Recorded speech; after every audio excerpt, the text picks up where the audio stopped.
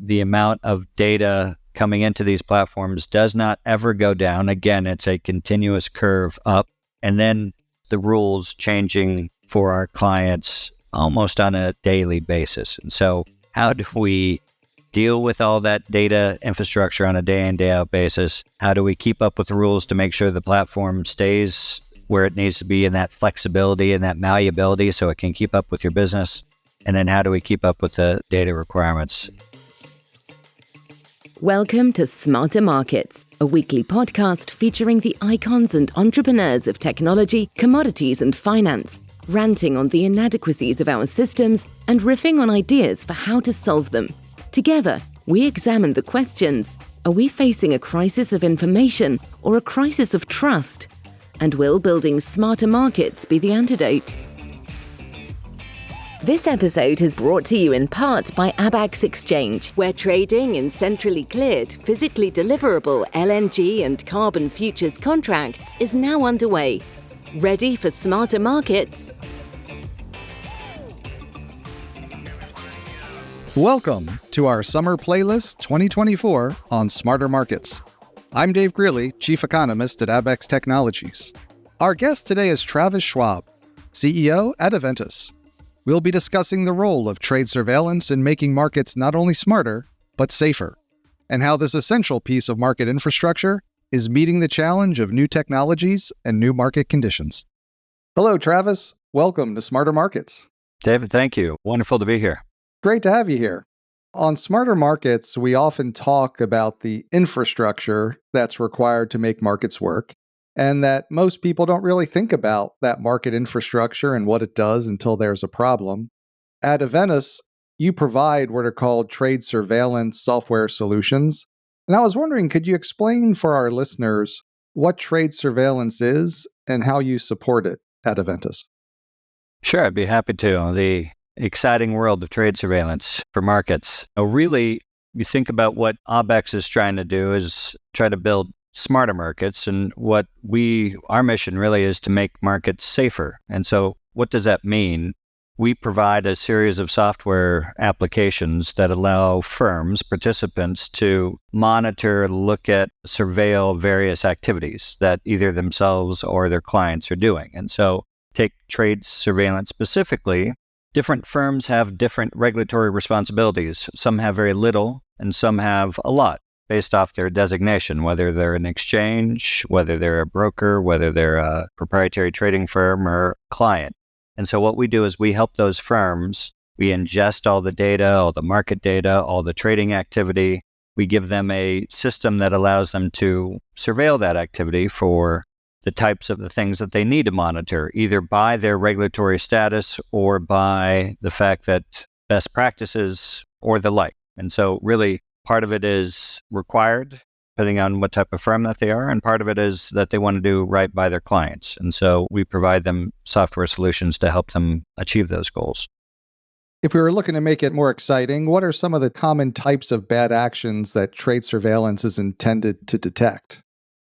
There's the ho-hum activity. Is my order marked correctly? Like, am I selling or buying or selling short, for instance, in the equity markets?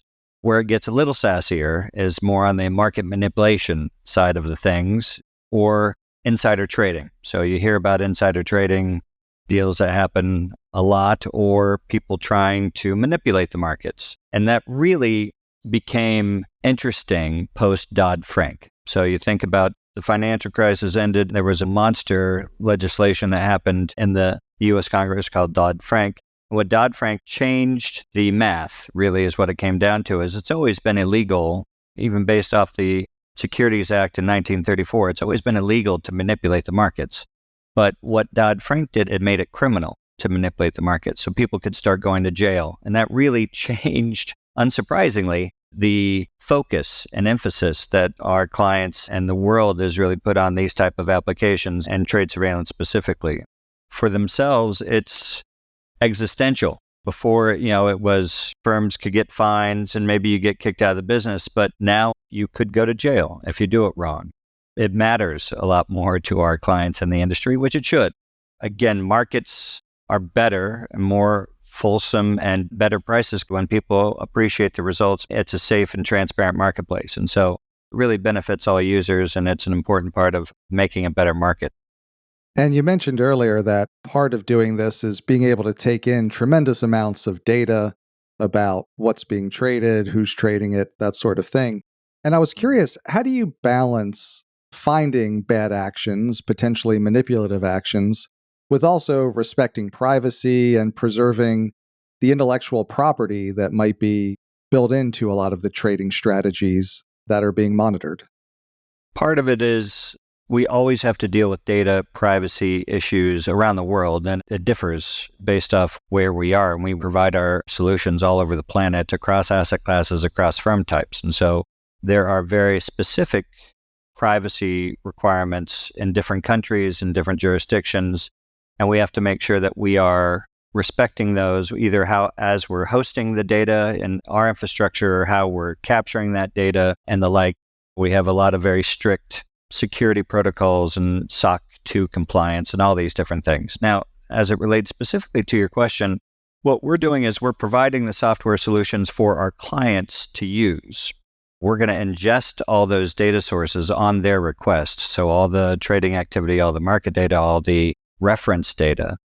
But then the client is really running the software and doing the things and running the different procedures that they want to do based off their business. Because, some clients might not need certain type of surveillance and other clients do need that. And so the client is dictating the type of activity that they're looking at, the type of procedures that they're running, or the analysis that they're running. We don't look at the data ourselves as a firm. We're not sitting back and capturing that activity. The clients really are capturing that activity. To that end, some of our clients run completely out in their own infrastructure to where we don't see anything at all. The majority of our clients do run in kind of our cloud infrastructure. So theoretically, we could see kind of the data. Let's call it client support and assistance. And if something goes wrong, we help the clients. But really day to day, our clients are looking at those procedures. They're running the application the way they run it for their kind of facts and circumstances in the way that we do it. So we don't really get into the nitty gritty on say, okay, this client is doing these types of things. Let's make sure we're respectful of that. We make sure all the data is there and make sure that the system is running correctly, and then they can run it as they see fit. So you're really providing them the technology and the tool to do what they either want to do or required by regulations or just good risk management to do. 100%. That's exactly right. And I imagine companies have needed to do trade surveillance for a long time, and how it's done has probably changed quite a bit over the years, given the state of technology and what's available. I was curious if you might be able to walk us through kind of the brief history of trade surveillance. How has it evolved, and what's the state of the legacy technology in the space? It's a riveting historical account. But again, since capital markets formed, you've had kind of various requirements around making sure that people aren't manipulating the markets. Those internal efforts normally were on a sheet of paper, on a trading card, on a spreadsheet. And even today, we still see certain firms that are trying to do things on spreadsheets. And that was fine up until the digitization of the marketplace. The U.S. equity market went decimalization in the 90s and in the 2000s. Once you had electronic trading really start to take effect, then the ability for humans to keep up with the markets in kind of a pen and paper way really kind of went away. And so you had to use technology to help process all this data and take a look at the behaviors that you wanted to take a look at. The fathers of trade surveillance, what's kind of known as the first trade surveillance program out of Australia, spun it out of the Australian regulator and kind of think tank. And that really started people focusing, and that was kind of in the 90s.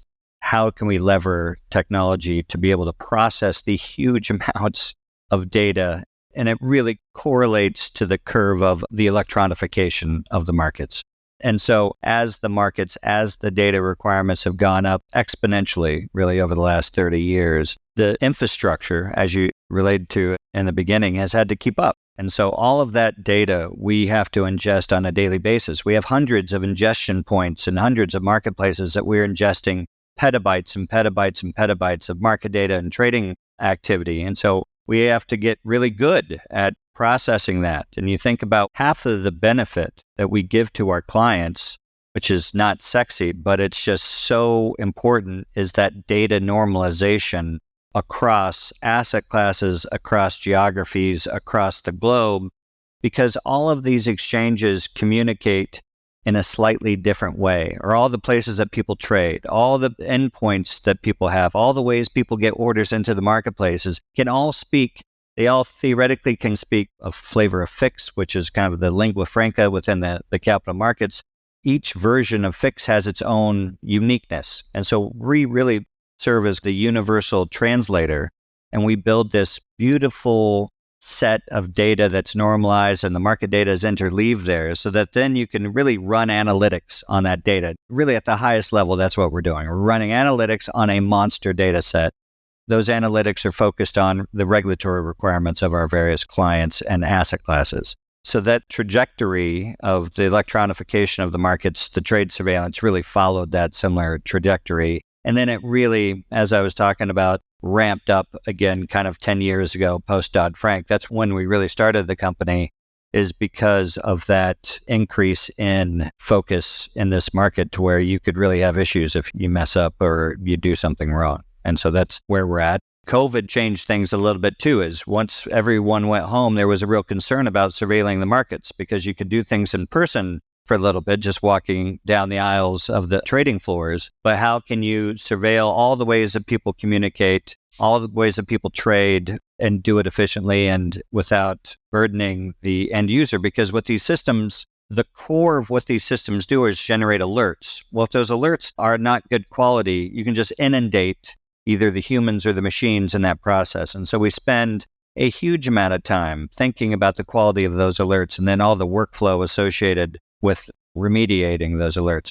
That really gets into the heart of all these financial risk technologies. How good are those alerts? And then how can you work with them to inform what's happening within your business?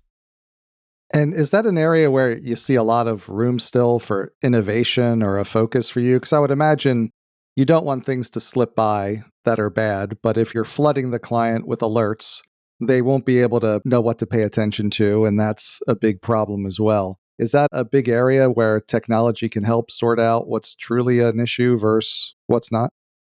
David, that is the area. Really, you think about what's unique about this space that we're playing in is compliance has interpretation to it. And so there's an art and a science to it. So that art really is that interpretation, us giving the client all of the tools and really the ways to tailor the system to their specific needs.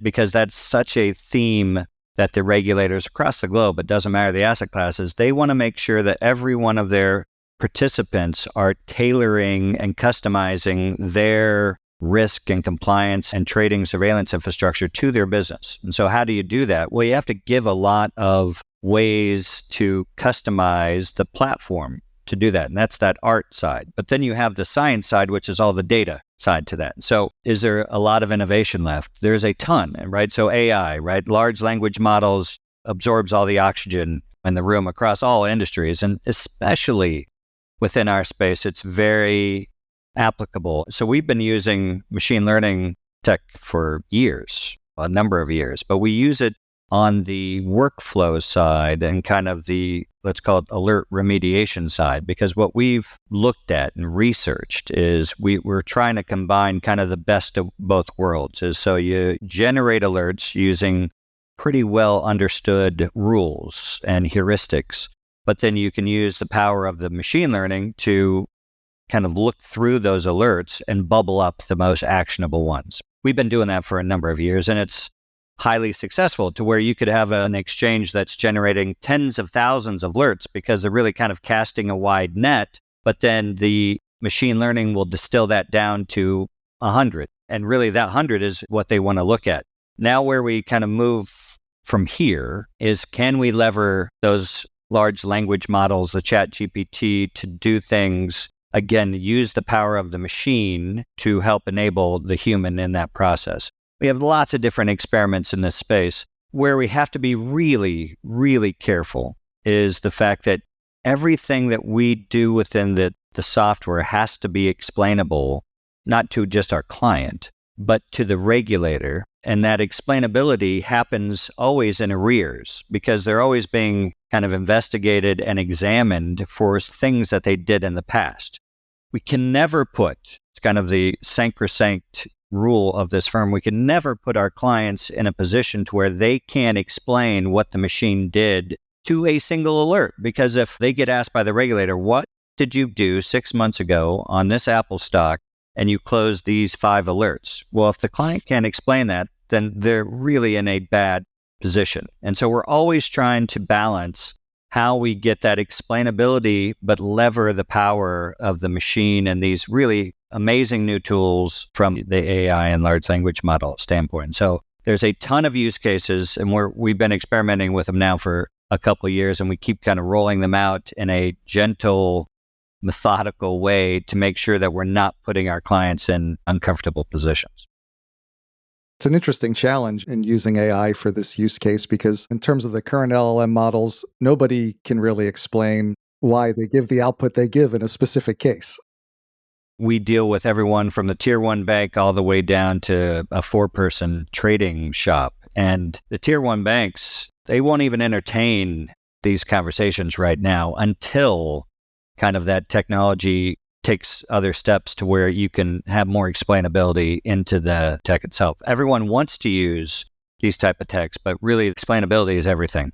You're moving mountains to change their existing models and existing procedures and existing processes, let alone you introduce technology where you don't quite know why it's making decisions. That is a recipe for disaster. And so up to this point, we've really had to be, again, very methodical, very diligent, and providing, and we've always thought this way, is really looking at the use case and making sure we're applying the right tech for that use case as compared to saying, oh, here, AI will solve everything. It just doesn't work that way. In certain types of surveillance and procedures, you have to have a discrete result. And if you don't, again, you're really putting yourself in a bad position. And we would never want to do that. Before I go and ask you another question about the tech, I wanted to go back because you had mentioned that there's an art to this in kind of balancing those type 1 and type 2 errors. And I wanted to ask you, like, in terms of the team that you have working on this, obviously you need a lot of technology people, but I imagine you need a lot of people with kind of deep experience in being in the seat that your clients are in. So I was curious, like, where do you draw your team from? Yeah, that really differentiated us very early on. First of all, myself and our co-founder, Jeff, we sat in the seats. We've both been chief compliance officers. We have felt the red hot bullseye upon our backside numerous times. We're very empathetic to our clients just because we know that it's a thankless job that never ends. Markets never get less regulated. Never. Like, you think about the history from when they were trading amphora in Greece to the tulips in Amsterdam to where we're at today, the tide is always towards more regulations. Regulators never miss an opportunity to regulate more. Never let a good crisis go to waste, I think is the common phrase. And so there's a never-ending increase in the amount of regulations, and our clients, our users are always playing defense, really, in a lot of ways. A lot of firms want to try to play offense as much as they can, but because the rules are constantly changing, they're really trying, and especially firms that are trading across global markets, they really always trying to play catch up to the marketplace. And so Jeff and I had that empathy from day one, but then we quickly brought in more subject matter expertise. And we tried to do it across former chief compliance officers or former heads of surveillance, former heads of market watch at exchanges. We brought in really to bolster that knowledge base. Really, that is the most important part of what we provide, is we can do all the data analysis and get that data into the system. But if we can't do it in a way for our clients to use, either through our help or through their working in collaboration with them, then it's not very effective. And so we've really pulled from the best of the best and tried to bolster our global regulatory affairs team, and we've peppered them throughout the organization so that our clients get the benefit of that experience every day, really, and in direct interaction as well as in the product itself. You've got regulations that are always increasing, technology that's always improving. And I would suspect that the evolution of technology creates a bit of a cat and mouse game where it's improving the ability to surveil trading, but also improving the ability to evade it. And that might be purposefully, but it could also be just incidentally. I am thinking of the example of kind of the proliferation of messaging apps over the years. Every once in a while you read about that in the paper of, traders communicating on some messaging app that wasn't monitored. And I'm curious, does that fall into what you're trying to do? The short answer is yes. There are kind of three legs to surveillance in the capital markets. There's the trade, which we spend all of our time in. There's the e-coms side, exactly to what you're talking about, the messaging apps, emails, pick your Slacks, pick that as, and then voice. People are still talking on the phone and how they capture the voice and then take a look at that. And so 10 years ago, there were companies that were trying to do what was called holistic surveillance. And there's still a couple firms that try to do that, but try to marry the three disciplines into a single platform. We took a different tact. For us, it's hard, really hard to be good, really excellent at one of these disciplines. And so that's really where we decided, and then try to use, again, modern technology stacks to share the data with those other vendors or other participants in the marketplace. And most firms are pretty siloed in the fact that, you have focus on e-com side, folks focus on voice side, folks focus on the trade side. The systems today allow for sharing of those alerts. Again, context is everything. There's always more and more interesting ways and higher compute to be able to put orders into the marketplace. The playing field always kind of levels out is the data, in the fact that we're always ingesting the data, and that data can spike up and have big volatility periods. A couple of years ago with COVID, you had a big spike in volatility. And when there's a spike in volatility, the amount of information goes up. And so we have to be ready for that. And the system has to have elasticity to be able to process those things. But still, what's good is there is a pretty clear record of the activity that we can pull from, to where it doesn't really matter how they got the order in. And they could be using a quantum computer to put orders into the marketplace. I don't think anyone's doing that today, but that record still exists, and then we can apply our tech to that record. Yeah, maybe you answered my next question, which was earlier you talked about some of the challenges in using AI for surveillance. Are you seeing people on the trading side starting to use AI as part of their trading? And then does that create surveillance issues when you're trying to monitor the output from an AI? I think the short answer is no, not on the trading side. I think on the research, on the client communications, on the engagement and kind of workflow, AI seems like it's starting to seep out into a lot of different places. It's not fast enough yet on the trading side, really, for the way the markets operate. This company out of was using machine learning in 2000 to predict the price of stocks and trade around that. So this tech has been around for a long time, and we have a ton of experience and scars from using that type of tech for the past 20, 25 years. In general, the speed at which the markets operate today, AI is way, way, way, way, way too slow. But it can inform the models and the model construction and kind of the algo construction. Once it does that, then you kind of go more mechanical, not actually literally mechanical, but a little bit more non-AI or non-generalized. It doesn't really change the way we do our job. The markets themselves only accept messages at a certain throughput. Even if firms are trying to hammer more down the path, they'll throttle it. They have pretty good controls now across asset classes where there's only so much data that's going to come in all at once. We're on the other side of that pipe, if you will, taking in all that data. You could probably get another discrete Pika stamp, timestamps at certain venues. Normally, it's not quite that granular, but you're down to pretty close to as far as you can go, slicing up a second. Again, that really just comes down to then is the size of the data that you're working in and the volume as compared to are the uniqueness of the data. It doesn't really change that much, to be honest. So we've got technology changing. We also have markets changing. we observe with other market infrastructure. I've heard it observed that market participants' surveillance technology and infrastructure hasn't kept pace with changing market conditions. And I'm curious if you agree with that, and if so, in what ways? I think it's uneven, is the way maybe I would. Adoption is uneven. These are business decisions that firms are making. And so that uneven has a reason to it. But if you think about some of the first asset classes to electronify, maybe U.S. equities, and then kind of followed U.S. futures, and some of the European equity markets were pretty early on the future side and equity side to electronify.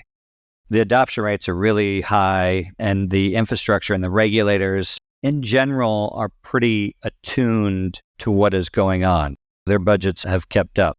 In those other asset classes, let's say fixed income, which is a monster asset class, or FX trading, even within cryptos, you have varying regulatory requirements that are not consistent around the world and various immaturities as far as that adoption cycle. And so you see all sizes and shapes of firms are still on Excel spreadsheets, or firms have really invested in a robust, fulsome trade surveillance infrastructure because either they want to do it from a let's lead the marketplace and be kind of the white knights and set standards, or they think it's a business decision where they can get out of front, or conversely, they've set another thing is, hey, we're not required to do this. We're not going to do it until we're required to do it, and we'll deal with the consequences if we have to. And so every firm is kind of making that call. There's always a timing thing. There's new regulations, as we talked about, all the time. There are a group of firms that rush out, make sure they're compliant day one. And then there's those firms that are taking their time and saying, okay, I'm not going to spend a lot of resources jumping onto this until, again, the regulators really start focusing on it. The continuum is wide based off the overall regulatory requirement and where they're at in their maturity cycle. And Abex Exchange and Clearinghouse is one company that's chosen Eventus to provide trade surveillance, the trade surveillance platform for its new marketplace. And maybe that's a good use case. What does your Validus platform do for the exchange, and why did you want to work with Abex? We love working with new exchanges. I'll answer the second question first. For us, it's probably our biggest market or biggest client segment, our new venues around the world. We love working with firms like Abex, trying to build new marketplaces. Our technology is being used to surveil everything from health insurance, derivatives, to cryptos, to CFDs, to futures or energy products, like Abex is trying to create physically settled energy products. And so we love this, trying to help new companies, because we're obviously maybe an adolescent now, or we're not quite a startup for 10 years, but an adolescent, and we still like people trying to shake up the hegemonic position of some of these existing exchanges. Where we help Abex is with their regulatory requirements as part of their different registration status in different jurisdictions, whether that's Singapore, in the States, or anywhere else. We will make sure that Abex has the surveillance infrastructure to comply with what their regulatory requirements are. Probably that will be around market manipulation type activities, and to make sure that their markets are safe and transparent, and they'll be using the Validus platform to help them do that. So couldn't be more excited to work with Abex. Great. And I really appreciate you walking us through an area of market infrastructure that I was never very familiar with, and glad to know that there are experts like yourself making sure that it works, so many of us don't need to worry about it. But I wanted to ask you, as we wrap up, as you partner with firms like Abex to create the next generation of financial technology and market infrastructure, I'm curious for you, where do you see the big opportunities and the big challenges? For us, every deal is hard. Every deal is hard from the fact that we plumb, like Abex, we plumb into the infrastructure of the firm. And so when you do that, that integration process, that plumbing process is just like normal plumbing. It's dirty and messy. And if you started today from a tech stack and you have the best tech stack on the planet, it still takes time. It's an iterative process, is what we love and really enjoy as a firm. But that's by far, I would say, the biggest challenge that we have really, continue to have as a firm is, again, we deal with every size of firm, large older firms have a data infrastructure that is really, really challenging to work with as compared to younger firms like Opex. Normally it's more straightforward and, things are cleaner, newer, fresher to work with. And so we have to deal with all that world. And then on top of that, then you lay the fact that the amount of data coming into these platforms does not ever go down. Again, it's a continuous curve up. And then you lay the third challenge is the rules changing for our clients almost on a daily basis. And so how do we deal with all that data infrastructure on a day in, day out basis? How do we keep up with the rules to make sure the platform stays where it needs to be in that flexibility and that malleability so it can keep up with your business? And then how do we keep up with the data requirements every day? The job, we picked a hard business to try to be successful in because the requirements really are never ending and always expanding. But we really enjoy it. And we take it very personally because we used to sit there and we love helping our clients in this space. It's a fun challenge to take on every day. As you said, it's a hard business and it's an important business. I want to thank you for taking the time today to help us understand it better. And I hope you have some time this summer to relax and take a little break. For our summer playlist series, it's become a tradition to ask each of our guests what's on their personal beach reading list this summer. So before I let you go, I wanted to ask you, what are you reading this summer, Travis? I don't know if I have a beach reading list, but I definitely have lots of reading lists. So I've taken on the tact of listening to nonfiction and reading fiction books. And so for my nonfiction books, I just got done with a really interesting book called The Dawn of Everything, which was really spectacular, kind of looking at the history of mankind and the social structures that we have today. I'm now in the middle of Chip War, actually towards the tail end of that, which is really an interesting book about Silicon Valley battle on silicon chips. Chips are the new oil. On the fictional side, I just got done with a marathon reading session, reading the first 6 books of the Dune series. So Frank Herbert, which was a absolute slog once you got past the first couple books, but still just finished that. And then the 2 books I'm in the middle of right now, A Gentleman in Moscow and Count Zero by William Gibson. I'm a big sci-fi fan. And so for me, beach reading, non-reading, all my fictional reading normally tends around sci-fi type things. So those are the 2 books I'm reading now. And then the 2 books after that are one's by Neil Gaiman called Neverwhere, and the other one is Zodiac by Neil Stephenson, who's probably my favorite sci-fi author. Thanks again to Travis Schwab, CEO at Eventus. We hope you enjoyed the episode. We'll be back next week with another episode of our Summer Playlist 2024. We hope you'll join us. This episode was brought to you in part by Abax Exchange, where trading in centrally cleared, physically deliverable LNG and carbon futures contracts is now underway. Ready for smarter markets? Contact us at onboarding@abax.exchange. That concludes this week's episode of Smarter Markets by Abax. For episode transcripts and additional episode information, including research, editorial, and video content, please visit smartermarkets.media. Please help more people discover the podcast by leaving a review on Apple Podcast, Spotify, YouTube, or your favorite podcast platform. Smarter Markets is presented for informational and entertainment purposes only. The information presented on Smarter Markets should not be construed as investment advice. Always consult a licensed investment professional before making investment decisions. The views and opinions expressed on Smarter Markets are those of the participants and do not necessarily reflect those of the show's hosts or producer. Smarter Markets, its hosts, guests, employees, and producer, Abax Technologies, shall not be held liable for losses resulting from investment decisions based on informational viewpoints presented on Smarter Markets. Thank you for listening, and please join us again next week.